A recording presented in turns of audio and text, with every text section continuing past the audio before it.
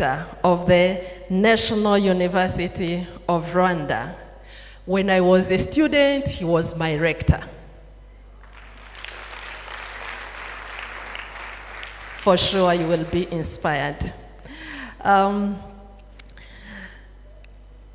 Ambassador Muligande has also served on various boards, including the board of the Kigali Institute of Science and Technology, and this is the now College of, which college? College of Science and Technology.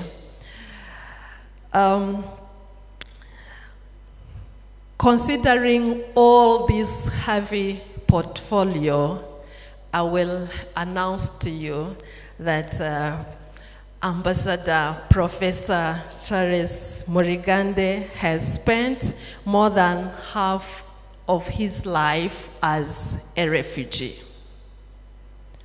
He has been a refugee in Burundi, and he was there with his parents.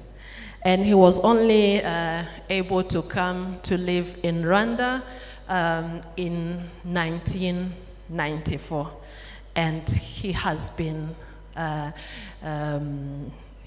inspired and ready to inspire other Rwandans to build the country.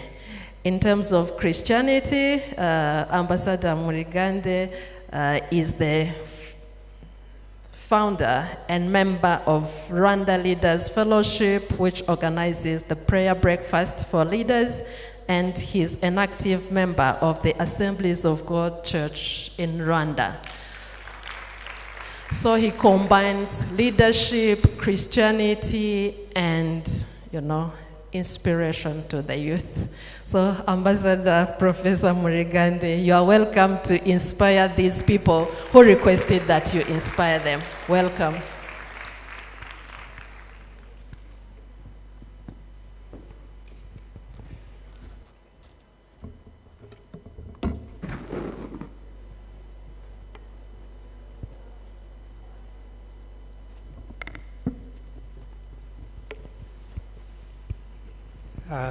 Good afternoon. First of all, I would like to thank Professor Anne-Marie Kagwesage for inviting me. But I'm told that it is you who selected me. Thank you for selecting me to come and talk to you this afternoon. I was quite excited to be invited to be part of this orientation week for the Mastercard Foundation Scholars. The reason being that when I served as the Deputy Vice Chancellor for institutional advancement, I was responsible for all partnerships that the University of Rwanda had, and I was the initiator of this program that you are benefiting. So you would understand why I am so happy to come and talk to you. I was asked to talk to you about leadership influencing positive change. Since you spent the whole day talking about leadership, I want to go into the theory of leadership, defining what leadership is, and exploring various types of leaderships, because I assume those who spoke to you before me this day have done that. And if I were to go into that, we probably wouldn't have enough time to touch on the real subject of my talk.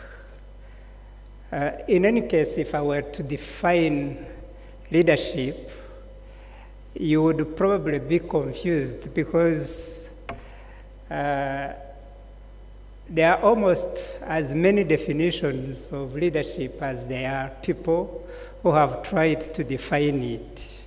So if I were to give another definition, you would probably ask yourself, but this is not the definition we got this morning. So let me go straight to focusing on the subject of today.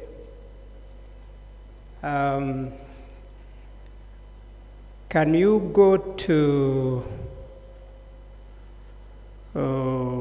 slide 9?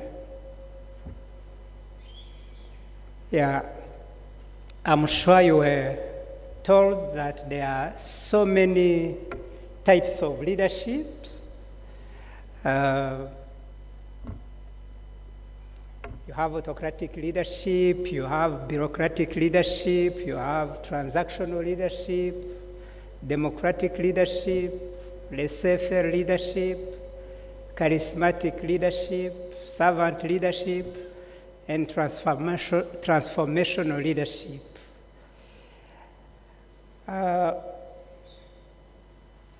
Of all these types of leadership, the one that better leads to change or transformation is transformational leadership. Therefore, I'm going to talk a bit in theory about transformational leadership, and then I will consider 2 examples of transformational leadership if time allows. But these 2 examples is the example of the current leadership of Rwanda, and then if I have time, I will also consider a leader in the Bible that offers an example of transformational leadership, if I have time.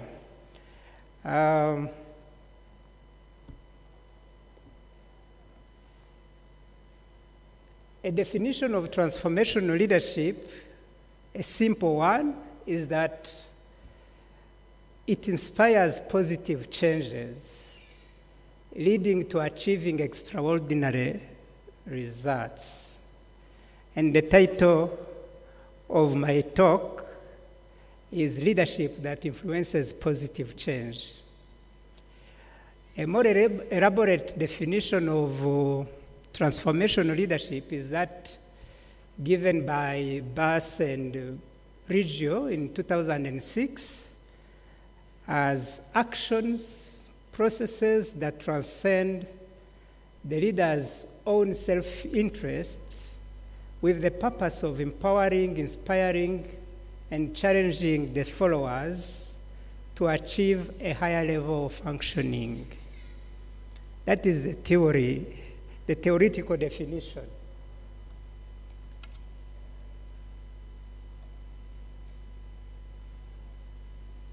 Next. So, what is positive change? If I'm asked to talk to you about leadership that influences positive change, we need to understand what positive change is. Positive change is defined as the process of transforming patterns of thinking, of behavior, of institutions, and social structures to generate beneficial outcome for individuals, communities, organizations, societies, and countries, beyond the benefits of the instigators of such transformations. If you are instigating change or transformation just for your own benefit, that is not positive change. But if you instigate and drive change for the benefit of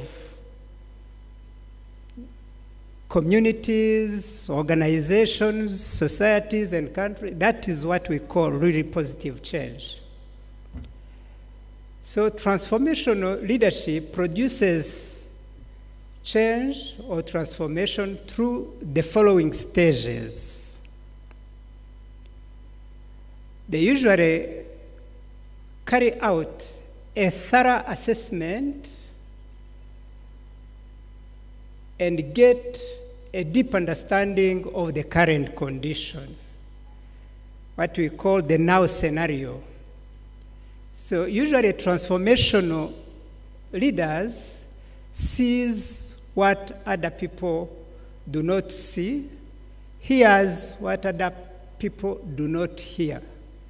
So they look at the situation and understand the situation better than most people would understand it. Next. And they are usually tired or fed up of the current situation and are determined to change it. You know, you will never produce change of a situation you are complacent with, you are comfortable with. If you are comfortable with a given situation, you will never have an urge to change it. So change or transformation always start by being fed up or tired with the current situation. You are not satisfied with the current situation. You want a better situation. So usually transformational leaders or leadership is troubled and pained and revolted by the current situation and is ready to leave or sacrifice the comfort, the current comfort, for the sake of achieving greater good. Thirdly, transformation would only occur if the leader or the leadership is able to cast a better future, to envision a better future. That's what we call the then scenario or the vision. Transformational leaders are able to cast vision, to formulate a vision of where society or organization should be in 1, 2, 5 years from now. Once that vision is formulated, cast out, then you need to communicate with the concerned people, what we would call the followers. You help them understand the current situation, take them to a point where they also are fed up with that situation and want the change to happen. And also try to inspire them, to help them see that a better future is possible. Take them to a point where they own that vision, and the vision of the leader becomes their own vision. Once they have espoused or embraced that vision of a better future, then you start the process of moving toward that better future by empowering them, developing them, equipping them, caring for them, so that they are able to do the journey toward that then scenario you have described. Transformational leaders are role models to the followers, and they become role model to the followers by exhibiting integrity, honesty, being ethical, exhibiting ethical behavior, being fair, doing the right thing, and walking the talk. If you have a double language, if you can't be trusted in what you say, you won't be a transformational leader. The followers will not trust you, will not joyfully follow you. Transformational leaders always challenge the status quo. They are not the kind of leaders who say, this is how things are done here. They are always ready to think out of the box, to test new things. They are innovative, they are creative, and they encourage those they lead to be innovative, to think out of the box, to challenge the status quo.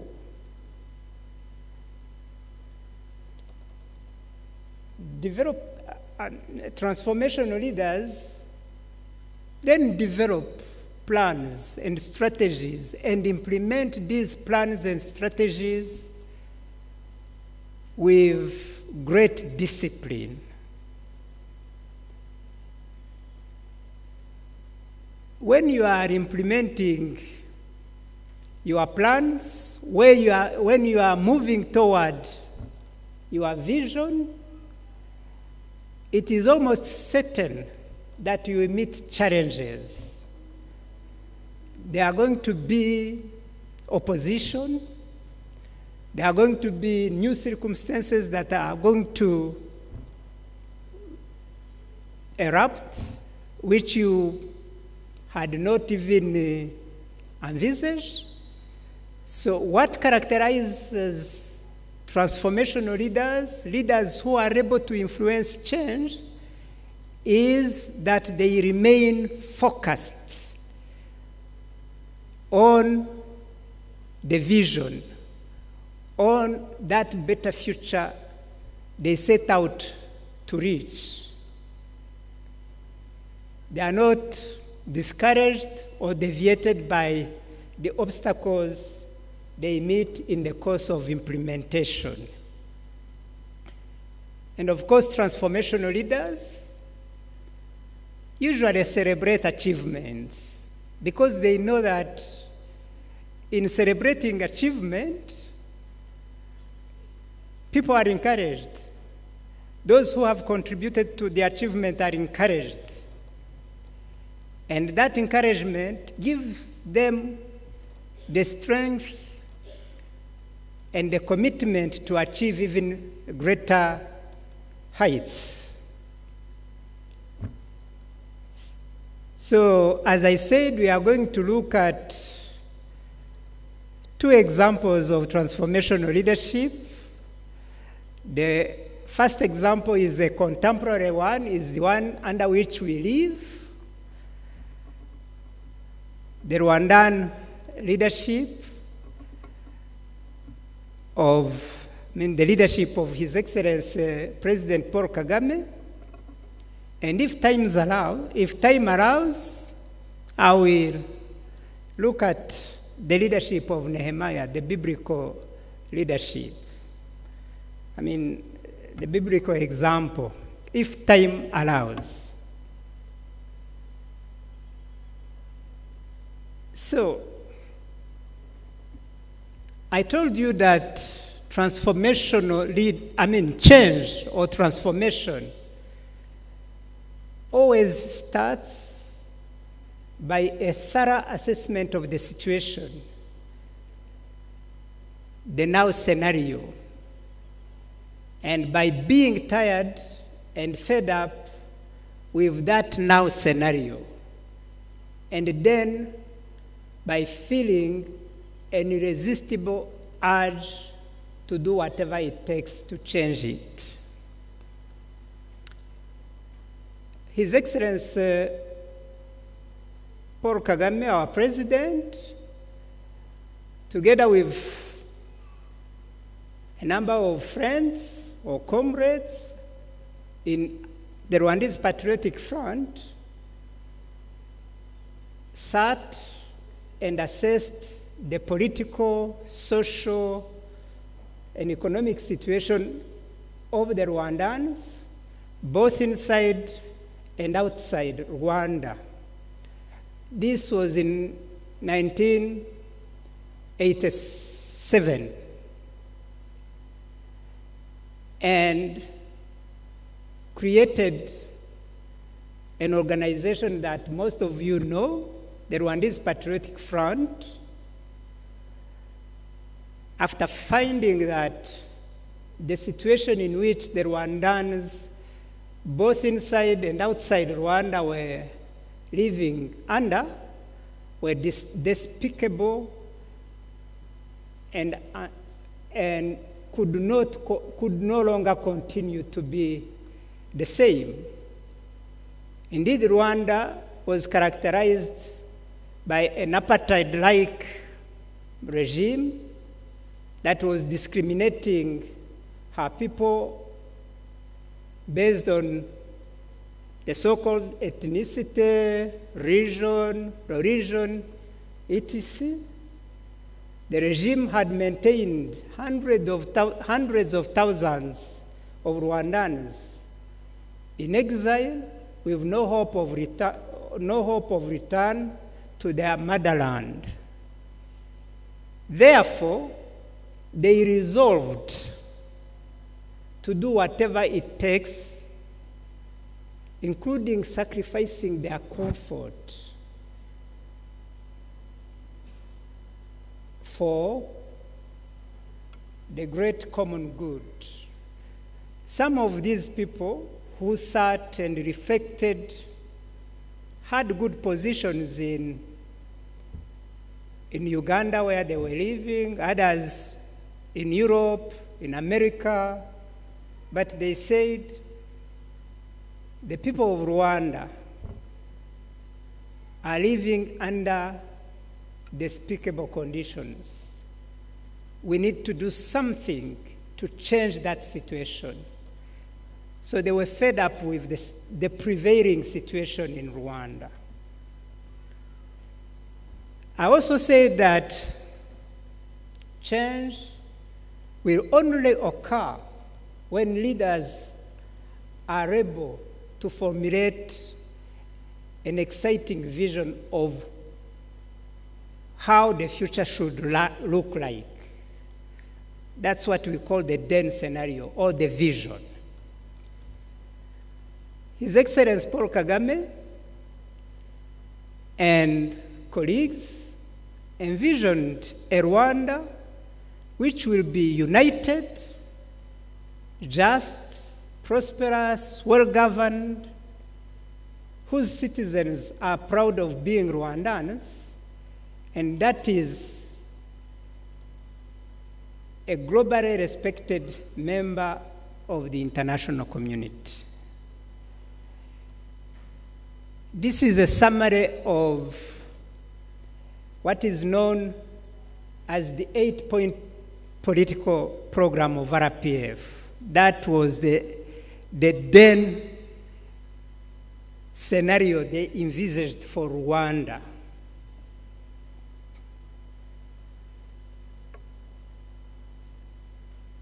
I also said that transformation or change requires leaders who help others or the followers to understand their predicament or the seriousness of their situation, help them to believe that it can be changed, and see the possible brighter future. And then inspire them, encourage them to embrace that brighter future or vision or then scenario. So, His Excellency Paul Kagame and his comrades sent out cadres of RPF in all Rwandan communities, inside and outside Rwanda, to help the Rwandans understand the condition under which they were living. You know, sometimes you become accustomed to the current circumstances and you eventually accommodate with it to the extent you don't even see the seriousness of it. So there was need for a work of sensitization and mobilization of the Rwandan communities, both inside and outside Rwanda, to understand the seriousness of the situation that Rwanda was under. And then they also helped them to see that a better future was possible. And then they encouraged them to quit the resignation that characterized Rwanda at that time, and to rise up and work and even fight for that better future. I also mentioned that change and transformation requires leaders who care, empower, develop, and equip followers. His Excellency President Paul Kagame and his comrades resolved that every member of RPF, and by extension, every Rwandan, should be cared for, protected, advised. For those of you who are members of RPF know that this is part of the oath that people make when they are entering or joining RPF, that you would be cared for, you would be protected, you would give advice and receive advice, and you will be empowered, you will be developed, you will be equipped. To empower, to develop, to equip. They created political schools to educate cadres, and when RPF came to power, they invested massively in education, sent hundreds, if not thousands, of Rwandans to be educated in some of the best universities in the world. And when it appeared that that was costly, they even created conditions for some of the very good universities out there would come and operate from Rwanda. That is how the Carnegie Mellon University came to Rwanda. That is how the African Institute for Mathematical Science came to Rwanda. That is how the African Leadership University came to Rwanda. The Oklahoma Christian University came to Rwanda, because we needed to empower, we needed to equip the people of Rwanda to achieve the transformation and the change that Rwanda wanted.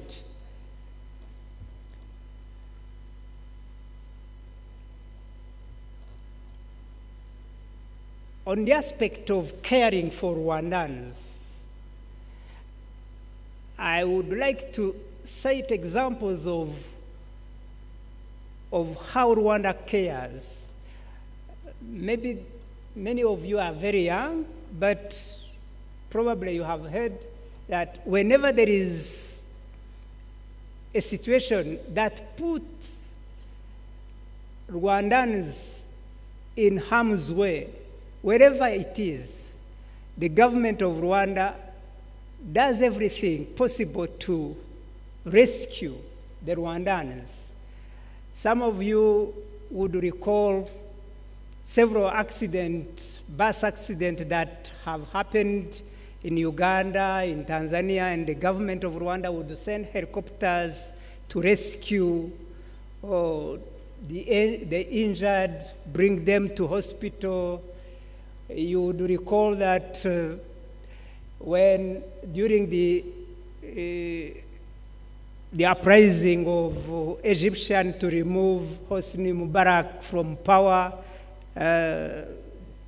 Rwanda sent an aircraft to airlift the Rwandan students who were in Egypt. We've done it on several occasions. So that is the commitment to care for Rwandans. Next.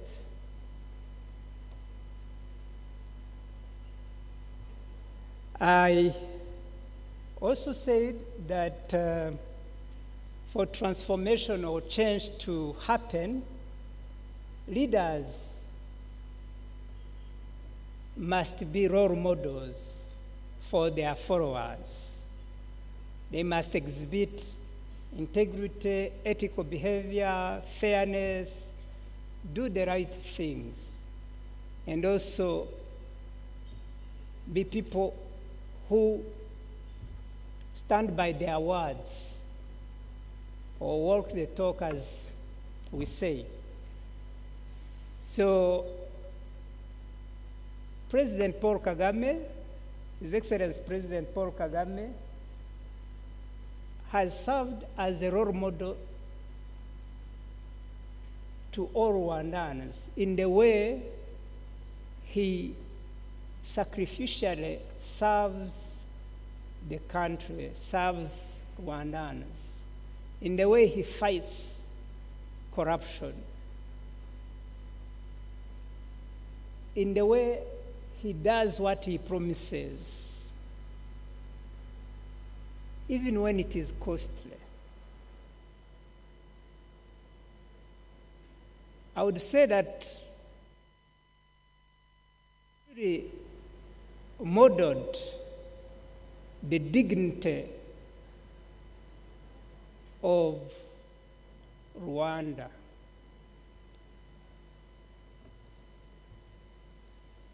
Next.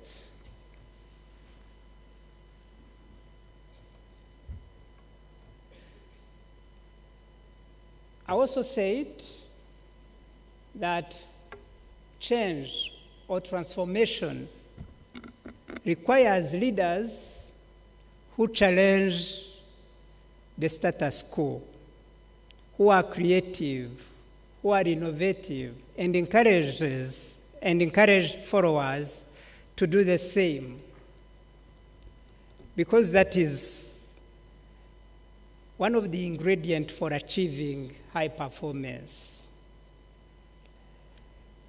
You would all agree with me that His Excellency President Paul Kagame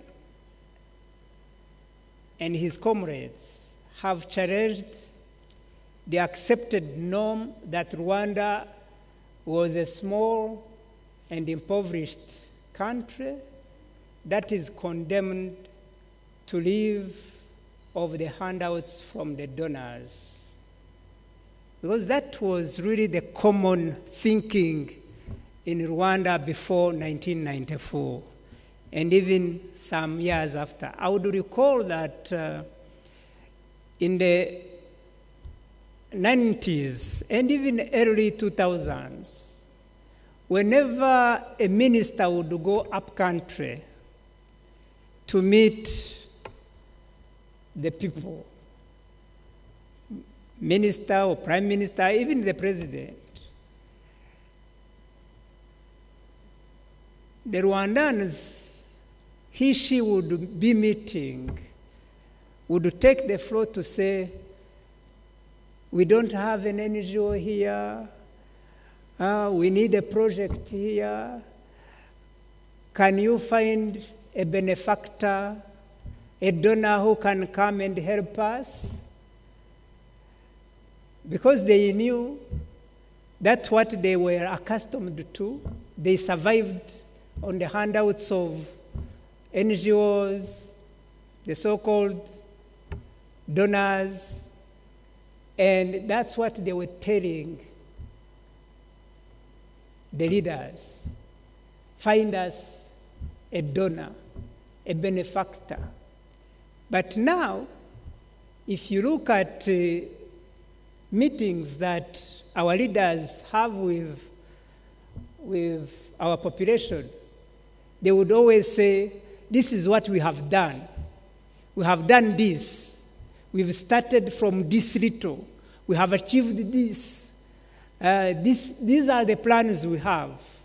Can the government support us? They are no longer even asking, can you find a donor? No. Can the government support us in achieving this? They would be sharing some of the homegrown solutions they have come up with.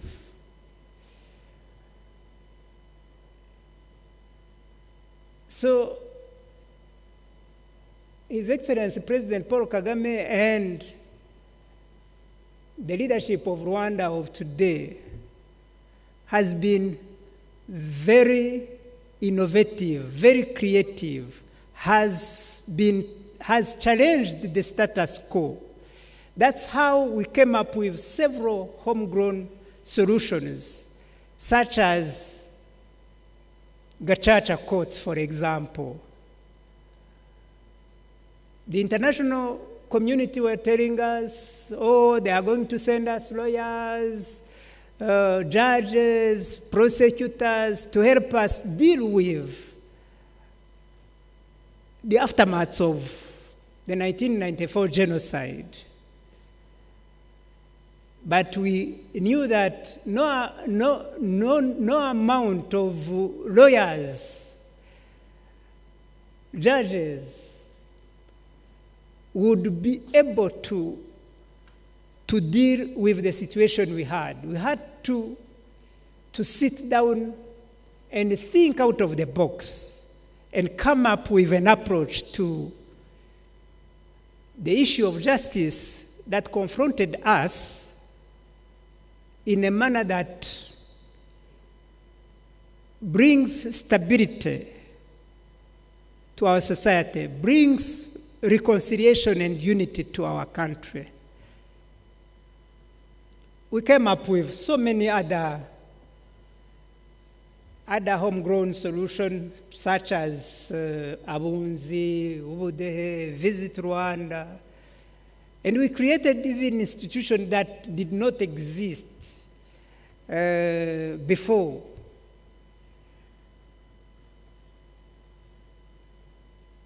So we were fighting against people who were saying, no, what you are proposing is not how things have been done here so far.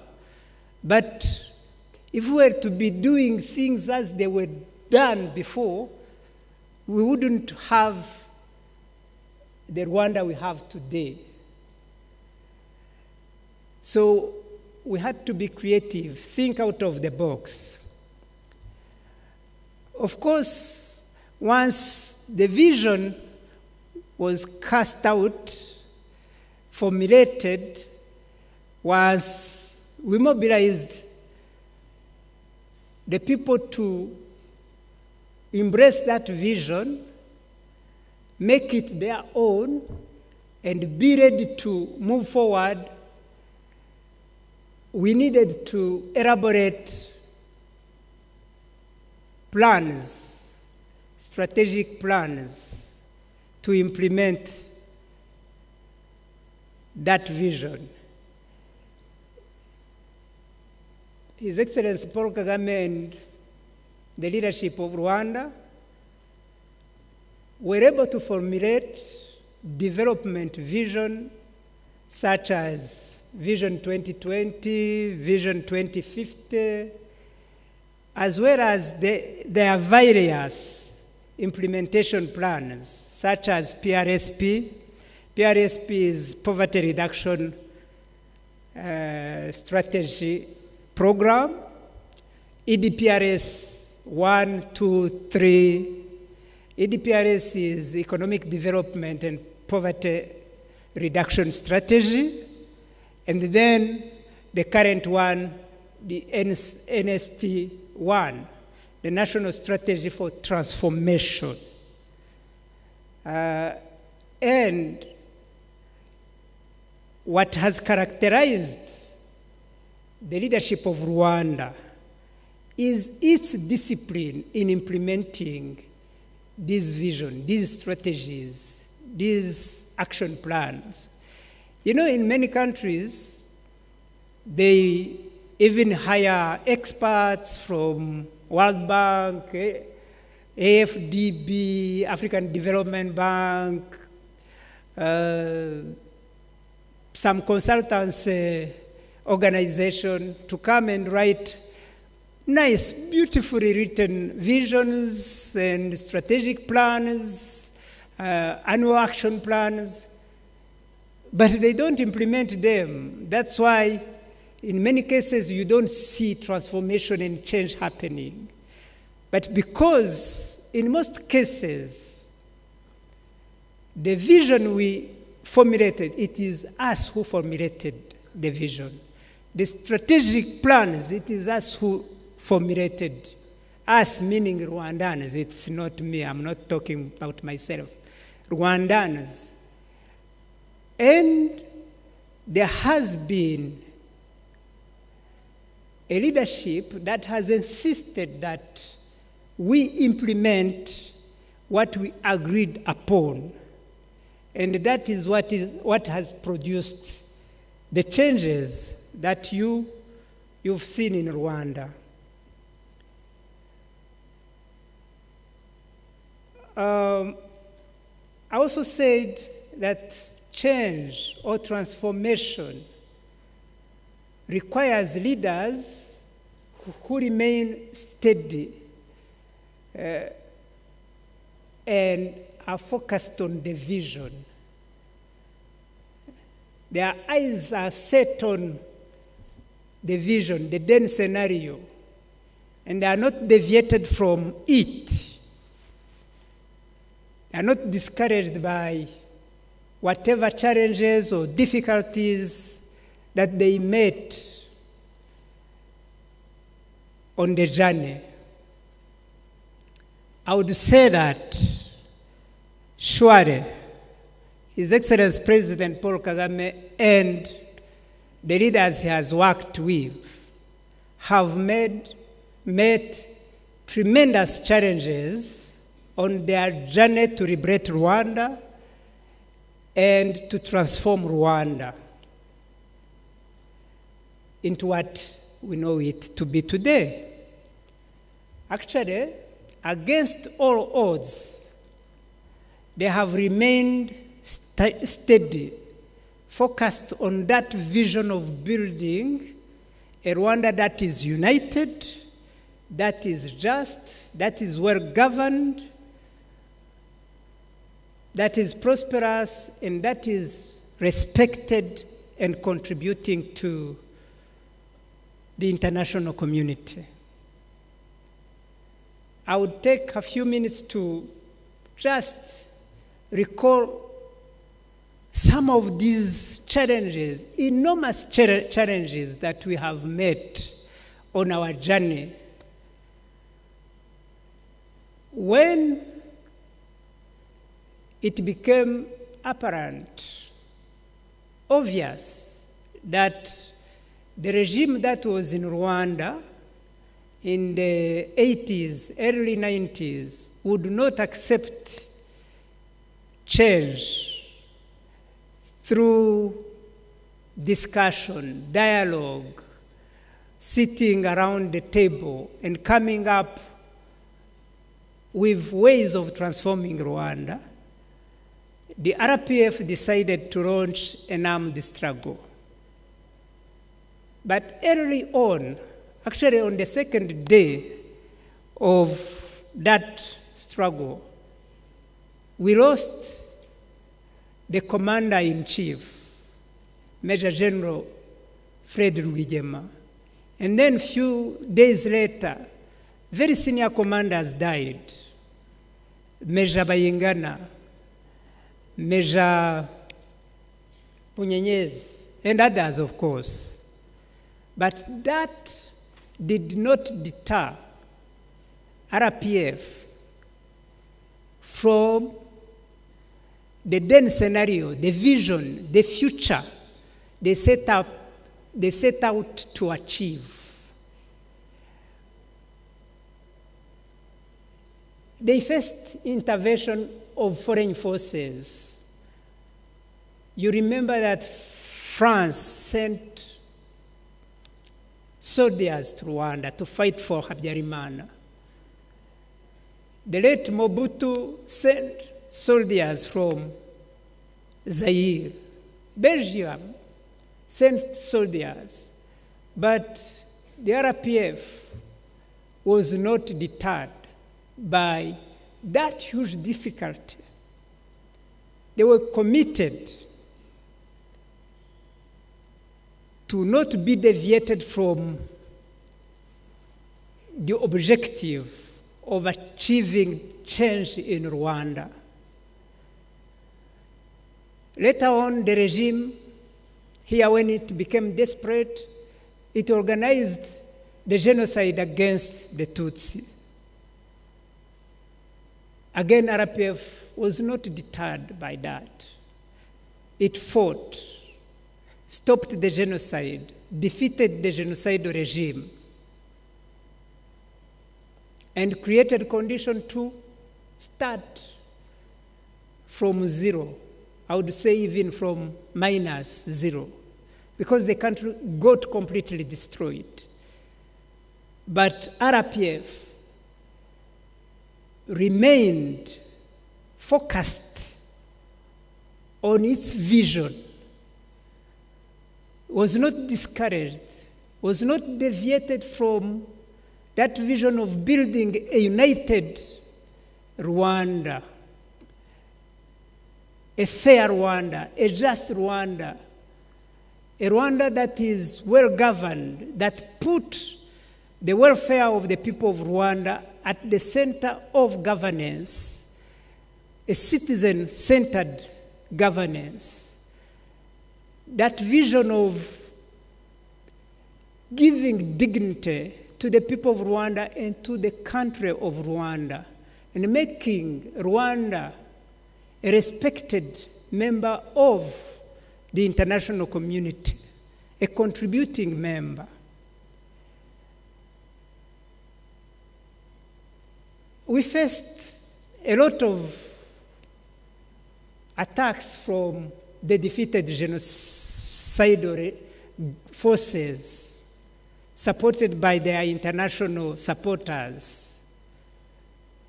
They ridiculed us.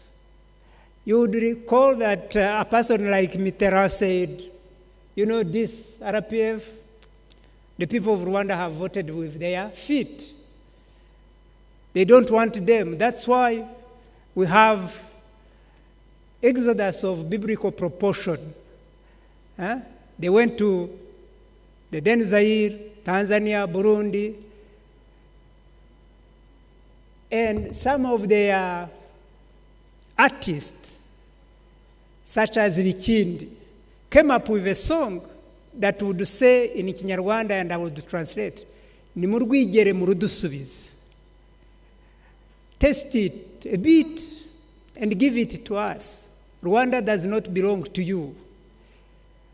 They ridiculed us. But that did not deter RPF, nor deviated RPF from its course of action. They kept their eyes fixed on what I would call the prize being a completely restored Rwanda, a better Rwanda. Some of their colleagues, their comrades, even dropped out, went in the opposition, but that did not deviate RPF. We had opposition from the international community, which used all sorts of stratagems to discourage us, producing fake reports to smear campaigners. And when that did not deviate us, when the insurgency was weakened, that international community started proposing negotiations. They brought people such as San Guido, proposing that we would sit with people who committed genocide here. But we told them that we are busy doing an important work, rebuilding, rehabilitating our country, developing our country. We have no time to waste. So, despite all these, we remained focused. The leadership remained focused, guided by three major choices: to be united, to be accountable by building a transparent and accountable leadership, and then to think big, to think out of the box, to believe that as Rwandans, we are no lesser people than others. What others have achieved, we can achieve it also.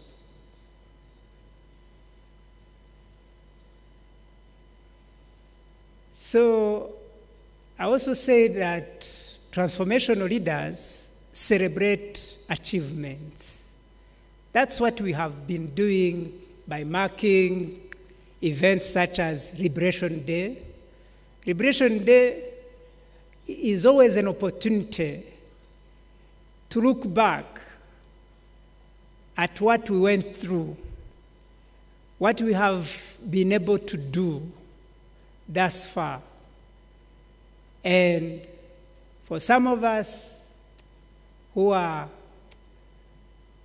God believers, it's also an opportunity to thank God for having been with us throughout the journey and having helped the Rwandan people, the Rwandan leadership, to achieve what was achieved, has been achieved.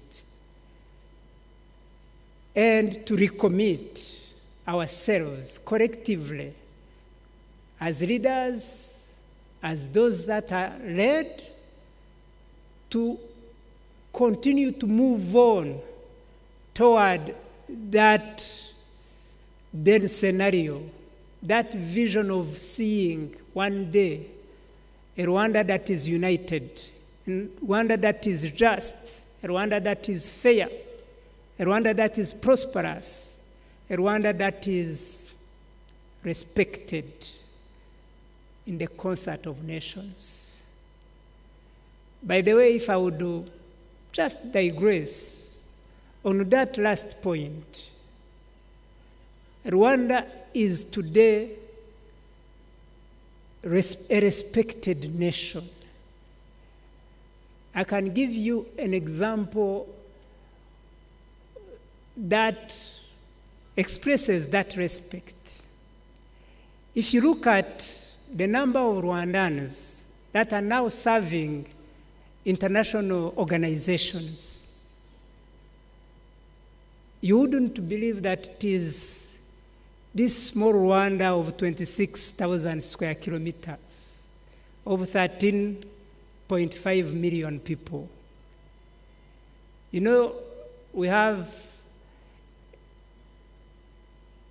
a special representative of the Secretary General of the UN in Central African Republic, in Somalia. We have the Deputy Chairperson of the African Union. We have the Executive Secretary of UN Economic Commission for Africa. We have the Secretary General of the International Organization of Francophonie, who is Rwandan. Our president chairs the Commonwealth.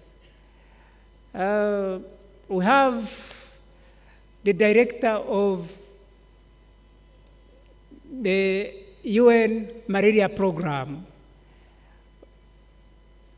Recently, the former Minister of Public Service was appointed the Deputy Director General of ILO.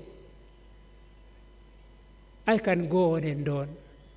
Isn't it that an evidence of how Rwanda is respected, how Rwanda is contributing to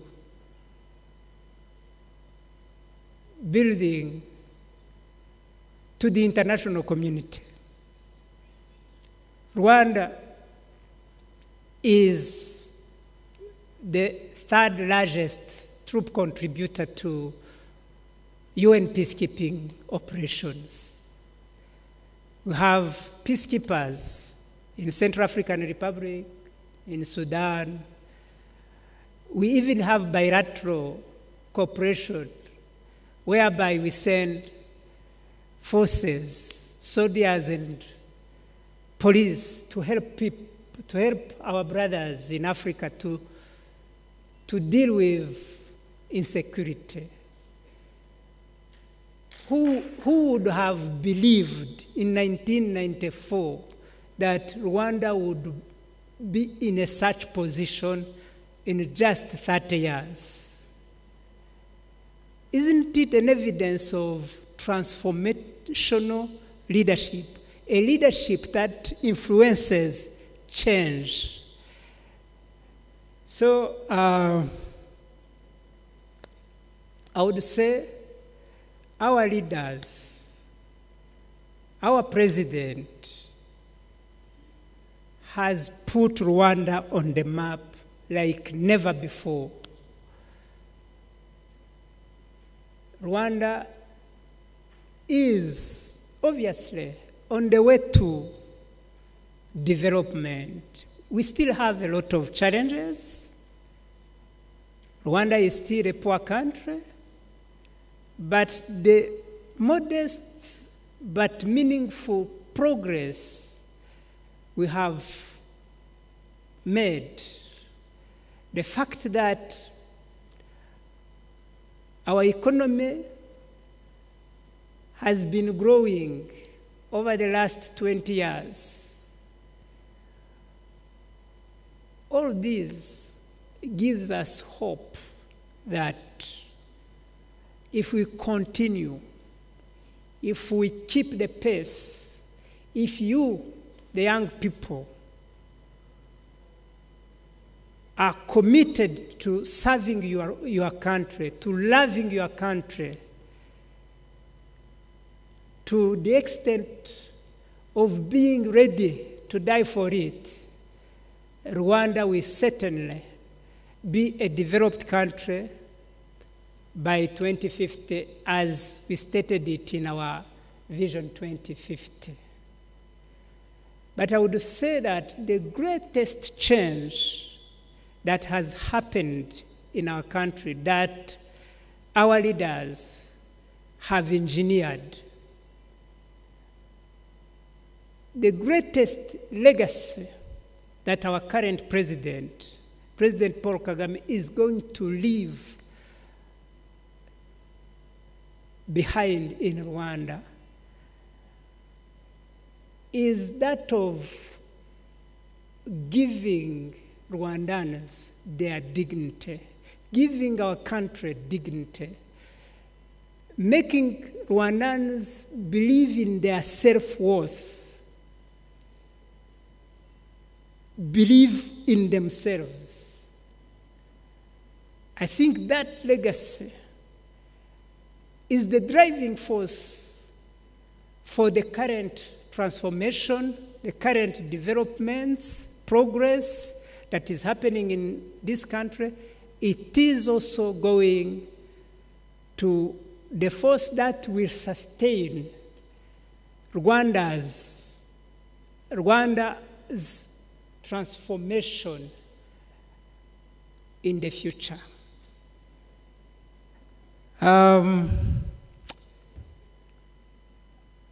I don't know how much time is left. I think maybe I can stop here and allow them to ask questions.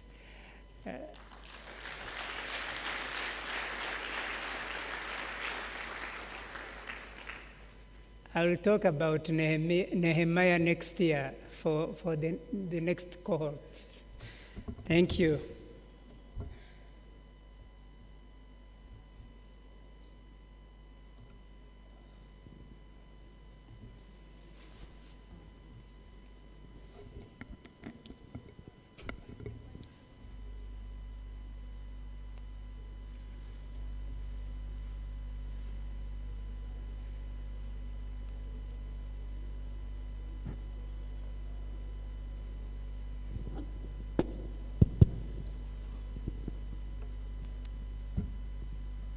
Good afternoon, you all once again.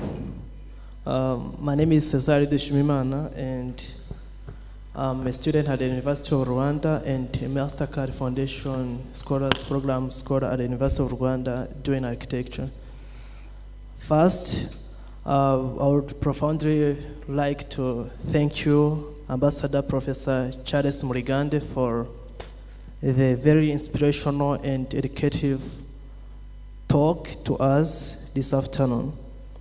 As you have talked about transformational leadership, you have defined it as like it comes after you have been fed up with the current scenario, and you have also told us how, as you move forward on the journey to transformational leadership, you have to do the right thing, of which you have defined through implementing strategic action plans and, of course, implement them with discipline.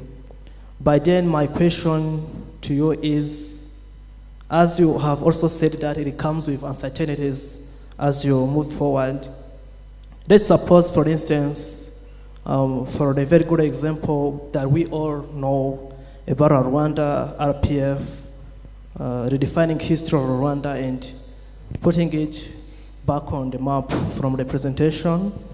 But then I'd like to ask if you as a transformational leader you are working on putting things together and challenging the status quo, of course, and some of the people on the other end are not at your back, like some of the people are holding different ideas from yours. As a transformational leader, what do you do with those people? For instance, as I've said, for Rwanda, it had Vision 2020 and Vision 2030, if I remember well. But then you've set your time, but some of the people are not abiding with your set goals to achieving the real point into transformational leadership. as a transformational leader, what would you do with these people so that you keep forward, but without also leaving anyone behind? Thank you so much.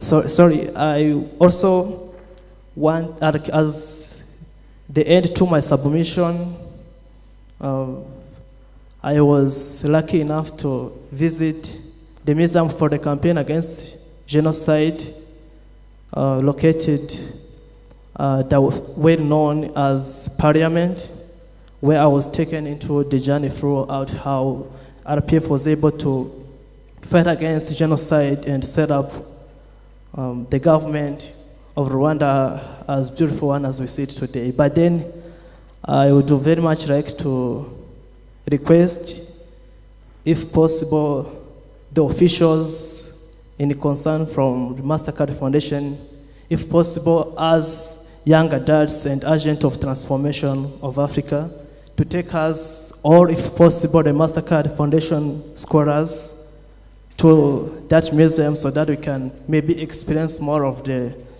resources and be informed so that we can be able to drive the change by having got a package of how Rwanda through RPF has also been able to achieve this. Thank you. Yeah.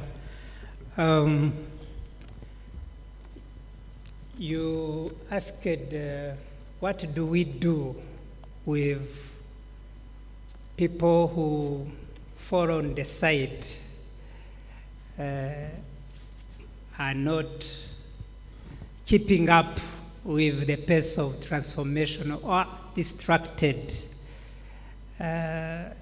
by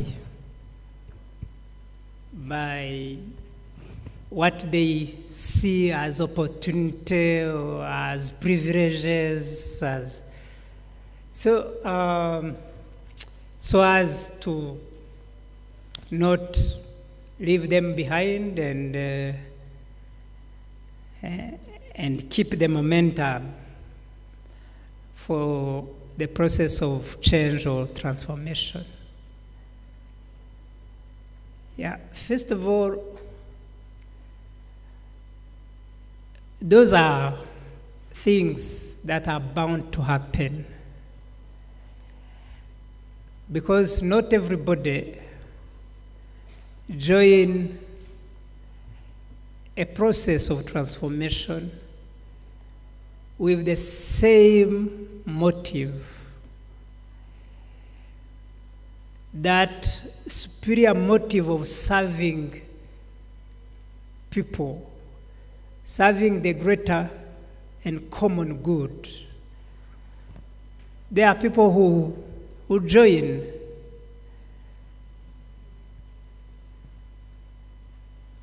motivated by self-interest. And in the course of the journey, they go chasing out interest. That's how you find even some cadres who used to give beautiful speeches about our journey, are caught in corruption. They have forgotten about the greater good, the vision, and they have started working for themselves, self-serving instead of serving others. As leaders, we always try to advise them, to mentor them, to correct them. Some of them are big-headed and do not accept correction. They are full of themselves to the extent that they do not accept to be advised, to be corrected. Therefore, they are left on the side. They quit the boat, if I would say. But most of the others accept correction, commit to reform their ways, to refocus their thinking on the common good, instead of seeking their self-interest, their own interest. So that's what we do. It's a constant struggle.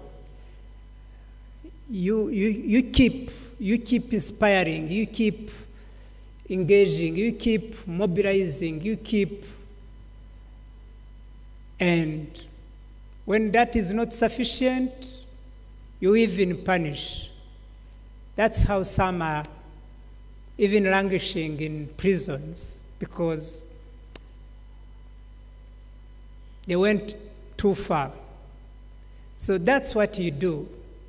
But you try as much as possible to keep the people together and focused on the ultimate objective of transforming Rwanda into that nation we have defined, a united, fair, just, well-governed, prosperous, and a country that is also a respected member of the international community.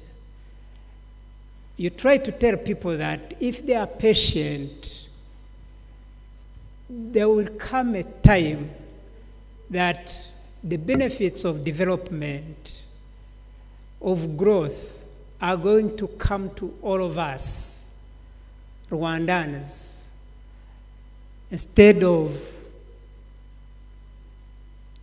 coming to a few people and even preventing the possibility of this growth and development and progress reaching everybody. So as for the request, I think Professor Anne-Marie has heard you well and clear. They will definitely organize that. Next. Thank you. David Ndayishimiye from Usogo campus, pursuing crop production. I have two questions, but they are all regarding of the introduction that they made on you. I want to know from your experience, how did Christianity values helped you to become that transformative reader? For we know to have this experience in leadership, you have been, it was because you were a transformative and a good reader. The second question is regarding your refugee status. In this hall, we have many refugees who are present in this hall. Beside the refugees, there are some immigrants who are in this hall. The young immigrants, the young refugees. My question is, what can you advise those young refugees, those young immigrants? Let me stick with the refugees who don't have countries, who have fled their countries from many reasons, many of them which are similar to your situations. What is your advice? Because we know we are being taught to be readers today, but they don't have where they can be readers today because they are refugees.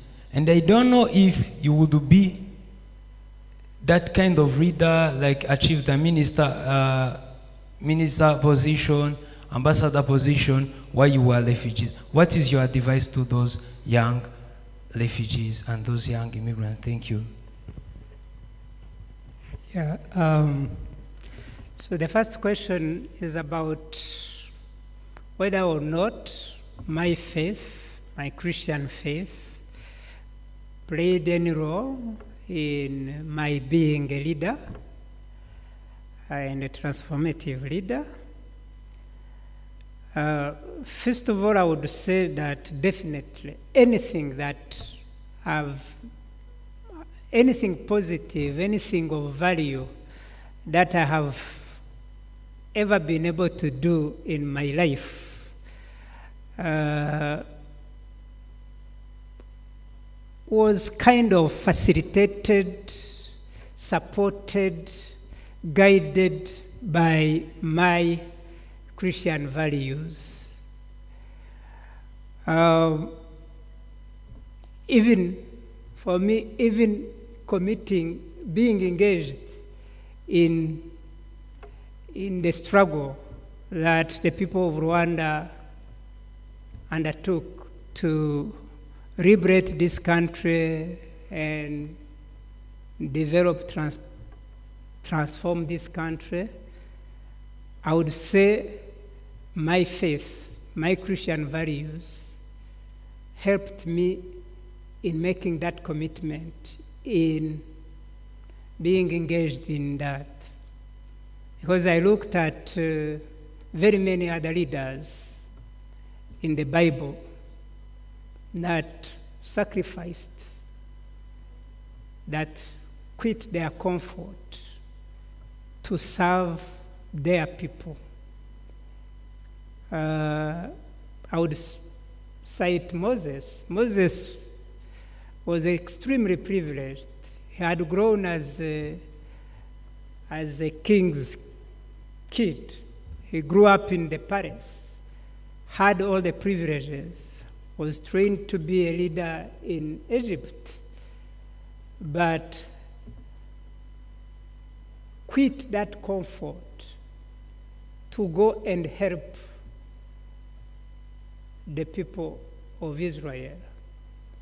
It is said that he preferred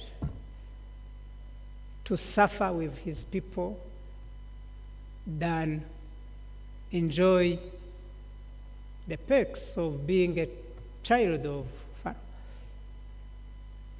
Nehemiah was a cupbearer in the king's palace, but left that comfort, went back to the destroyed, the desolate land of Judah, in Jerusalem, suffered but worked, transformed.